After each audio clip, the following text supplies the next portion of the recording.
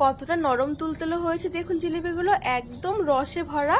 এইভাবে একবার ময়দা দিয়ে জিলিপি বানিয়ে দেখুন, দোকান থেকে ছানা জিলিপি খাওয়ার কথাই ভুলে যাবেন। আর এই জিলিপিগুলো দেখেও বুঝতে পারবেন না, আর খেয়ে তো বুঝতেই পারবেন না যে এইগুলো ময়দা দিয়ে বানানো হয়েছে। এতটা সুন্দর হয় খেতে, একদম পুরো নরম তুলতুলে, মুখে দেওয়ার সাথে সাথে কিন্তু মিলিয়ে যাবে, অসম্ভব মজার হয় জিলিপিগুলো। নমস্কার বন্ধুরা, নতুন একটা পর্ব দেখার জন্য আপনাদের সকলকে স্বাগত জানাই। আজকে আমি আপনাদেরকে হাফ কাপ ময়দা দিয়ে জিলিপি বানিয়ে দেখাবো।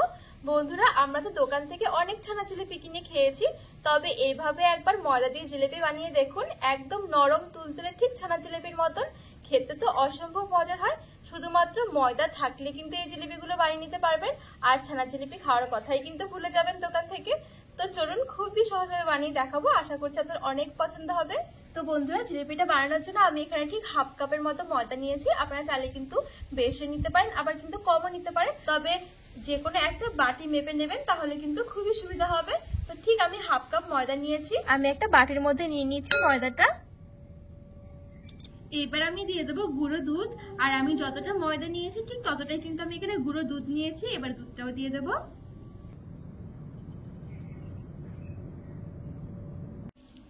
এইবার আমি দিয়ে দেবো বেকিং সোডা আর বেকিং পাউডার। এখানে টোটাল আমি হাফ চামচের মধ্যে রেখেছি বেকিং সোডা আর বেকিং পাউডার, এটা কিন্তু অবশ্যই দিতে হবে। এইবার আমি এখানে ঠিক 1 চামচের মতন ঘি নিয়েছি। এবার এই ঘিটা দিয়ে ভালো করে একটু সবকিছু মেখে নেব, একটু ডলে ডলে মাখবো, তাহলে কিন্তু খুব সুন্দরভাবে সবকিছু ভালোভাবে মিশে যাবে।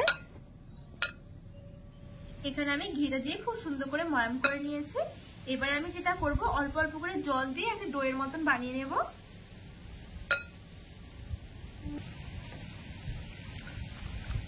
এখানে আমি নরমাল জলটাই নিয়েছি। এবার অল্প অল্প করে জল দিয়ে মেখে নেব, একবারে কিন্তু জলটা দেব না।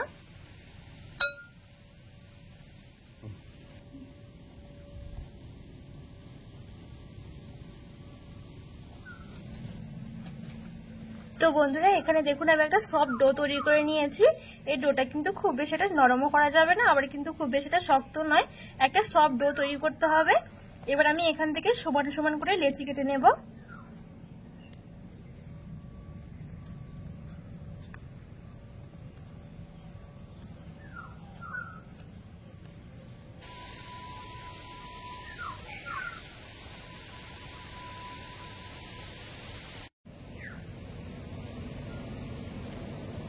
তো এখানে আমি সবগুলো লেচি সমান ভাগে ভাগ করে নিয়েছি।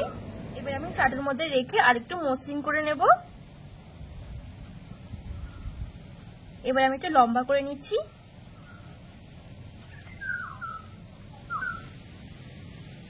তো এখানে দেখুন আমি ঠিক এরকম করে লম্বা করে নিয়েছি। এবার যে জিলিপি যেরকম শেপ তৈরি করে, ঠিক সেরকম করে শেপগুলো তৈরি করে নেব।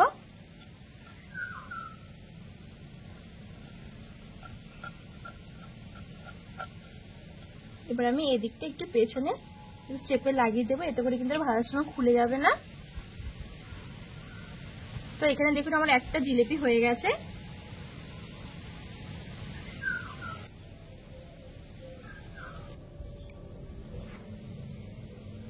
তো বন্ধুরা, আমি সবগুলো জিলিপি ঠিক এরকম করে বানিয়ে নেব। আর এই জিলিপিগুলো বানাতে কিন্তু খুব বেশি ঝামেলাও করতে হয় না।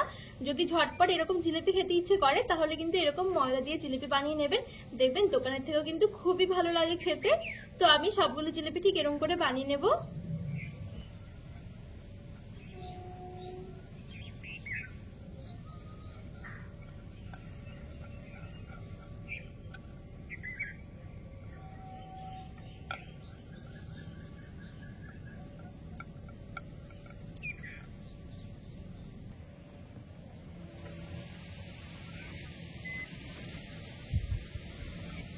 তো বন্ধুরা, এখানে দেখুন আমি জিলিপিগুলো বানিয়ে নিয়েছি। এবার চলুন আমি জিলিপিগুলো ভেজে নেব। এবার আমি কড়াই বসিয়ে কিছুটা তেল গরম করে নেব। এখানে আমি তেলটাকে কিন্তু খুব বেশি একটা গরম করব না, হালকা যখন কুসুম হবে তখন আমি জিলিপিগুলো দিয়ে দেব। এখানে তেলটা হালকা কুসুম গরম হয়ে গেছে। এবার আমি জিলিপিগুলো ছেড়ে দেব।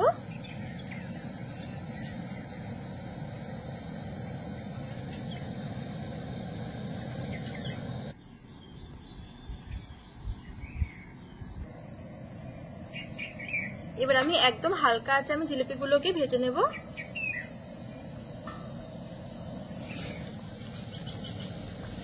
এখানে কিন্তু একটা পিঠ খুব সুন্দর করে ভাজা হয়ে গেছে, এবার আমি ওই পিঠটাও কিন্তু খুব সুন্দর করে ভেজে নেব।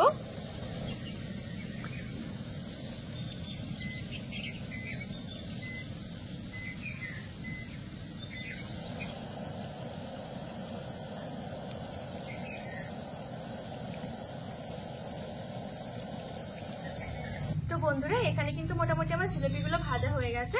আমি ঠিক এখানে 6 মিনিটের মতন ভেজে নিয়েছি। প্রথম 4 মিনিটের মতন আমি কিন্তু একদম লো আঁচে ভেজেছি, আর পরের 2 মিনিট একটু হাই আঁচে ভেজে কালারটা কিন্তু নিয়ে এসেছি। পুরোপুরি কিন্তু জিলেপিগুলো একদম কিন্তু লো আঁচে ভাজা যাবে না, তাহলে কিন্তু ভেতর থেকেও শক্ত হয়ে যাবে, পরে কিন্তু আবার রসটা ঢুকবে না।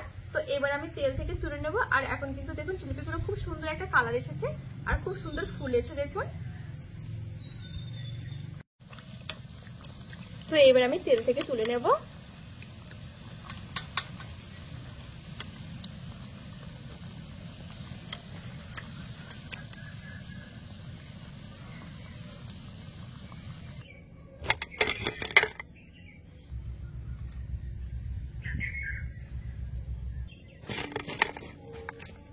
এবার আমি আরেকটা কড়াই বসিয়ে দেব। এবার আমি চিনি শিরাটা তৈরি করে নেবো। তো এখানে আমি ঠিক 1 কাপের মতো চিনি নিয়েছি, আর তার সাথে 2টো ফেটানো এলাচ নিয়েছি। এবার আমি দিয়ে দেব। এবার আমি জল দিয়ে দেব। ঠিক যতটা চিনি নিয়েছিলাম ঠিক ততটাই আমি জল দিয়ে দিচ্ছি। এবার আমি চিনিটা গলে যাওয়া পর্যন্ত অপেক্ষা করব। এখানে কিন্তু চিনি শিরাটা খুব বেশি একটা ঘন করবো না, তাহলে পরে কি আবার জিলেপির ভেতরে রসটা ঢুকবে না। তো আমি যেহেতু ঠিকঠাকই জলটা দিয়েছি, 1 বাটি চিনি নিলে কিন্তু 1 বাটি জলই দেবেন, এই মাপটা কিন্তু একেবারে পারফেক্ট আছে। তো এবার আমি চিনিগুলো গলে যাওয়া পর্যন্ত অপেক্ষা করব। তো বন্ধুরা এখন দেখুন চিনিটা কিন্তু খুব সুন্দর করে গলে গেছে, এখন কিন্তু শিরাটা কিন্তু পুরোপুরি রেডি হয়ে গেছে। এইবার আমি গ্যাসটা অফ করে এই গরম গরম শিরার মধ্যে কিন্তু জিলেপিগুলো দিয়ে দেবো।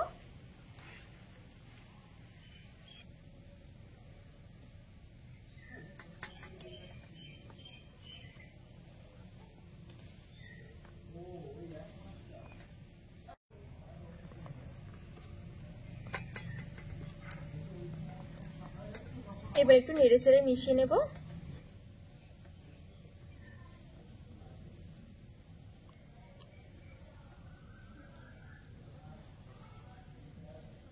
একটু উল্টে পাল্টে এরকম শিরার মধ্যে একটু মিশিয়ে নেব।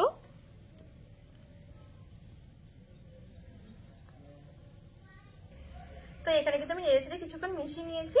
এবার আমি ঢাকা চাপা দিয়ে ঠিক এরকম গরম গরম অবস্থাতে কিন্তু ঠিক 30 মিনিটের জন্য আমি রেখে দেবো। তাহলে কিন্তু জিলিপির ভেতর দেখবেন খুব সুন্দর রস ঢুকে গেছে, এর বেশি কিন্তু একদমই টাইম লাগবে না, আর এটা কিন্তু জাল দেওয়াও লাগবে না, এমনিতেই কিন্তু খুব সুন্দর রস ঢুকে যাবে। তো আমি চলুন 30 মিনিট পর আপনাদেরকে দেখাচ্ছি যে কেমন হয়েছে। তো বন্ধুরা আমি ঠিক 30 মিনিটের মতন কিন্তু এভাবেই ঢাকা রেখে দিয়েছিলাম। এবার চলুন আমি মিষ্টিগুলো দেখে নিই কেমন হয়েছে।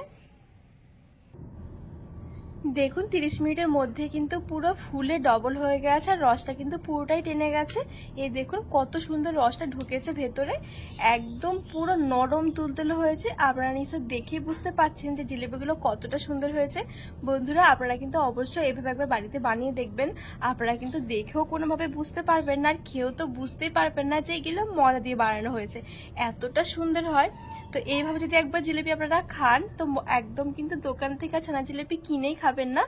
তো চলুন এবার আমি একটা প্লেটের মধ্যে জিলিপিগুলো সাজিয়ে নিই, আর একটা কেটেও দেখাচ্ছি আপনাদেরকে কিরকম হয়েছে। তো আমি ওপর থেকে আরো কিছুটা একটু রস দিয়ে দিয়েছি, এটা করে দেখতেও সুন্দর লাগবে আর খেতে তো আরো বেশি ভালো লাগবে। তো এবার চলুন একটা কেটে দেখাই যে কতটা নরম আর তুলতুলে হয়েছে।